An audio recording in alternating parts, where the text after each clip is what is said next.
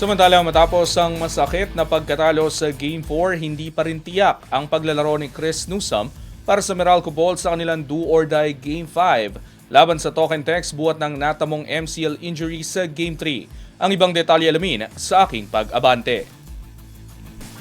Nasa alanganin pa rin ang pagbabalik ni Chris Newsome para sa Meralco Bolts sa kanilang do-or-die Game 5 laban sa Token Tex Tropang 5G sa PBA Season 50 Philippine Cup Semifinals sa Miyerkules sa Smart Araneta Coliseum.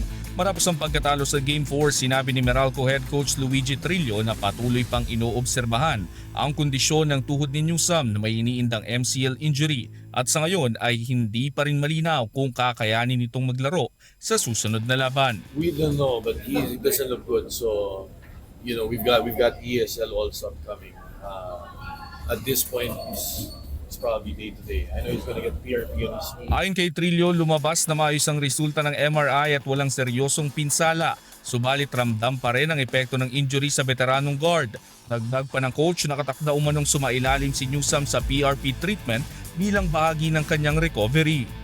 The MRI showed that it was clear, but now we're hearing different things. It's still pain, so we'll have to wait and see. But at this point, I think his priority has to be his health. Binigyang din ni Trillo na mas mahalaga ang pangmatagalang kalusugan ni Newsome lalo't patuloy pa ang rehabilitasyon nito dahilan upang maging maingat ang koponan sa anumang desisyon sa kanyang pagbabalik. We'll see. I don't see him playing in the next game also. So if ever, it might be maybe next week. So we have 2 days to think about this. We have to be better. It's not over.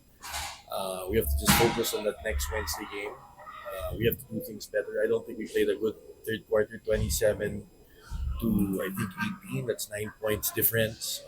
We should be better there. Kung muling liliban si Newsome, inaasa ng lalong lalaki ang papel ng natitirang Bolts sa kanilang pagsisikap na pahabain ng serye at iwasan ang pagkakatanggal. Sa kabila ng pagiging nasa bingit ng pagkalaglag, iginit ni Trillo na bukas pa rin ang laban para sa Meralco basta't maitaas ang antas ng kanilang laro sa magkabilang dulo ng court at manatiling nakafocus sa isang layunin, ang itulak ang serye sa Game 6. We felt a little short. Obviously, Lou was out, but you have to also look at Tokentex. Tokentex didn't have Pogba, right? But we'll just lock in on that Wednesday game.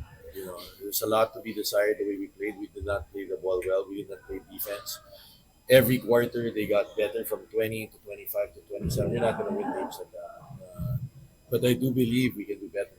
Right? They bring their A game, we bring our A game. I feel we have a 50-50 chance. And we're just going to lock in on that. But I think we'll be better on Wednesday for sure. This is not Meralco basketball. This game. They outperformed us in every quarter. It was over by the start of the fourth. Right? So we'll be better. We'll be better for the next. Ako si Sus Valdez, Abante Sports, nauna.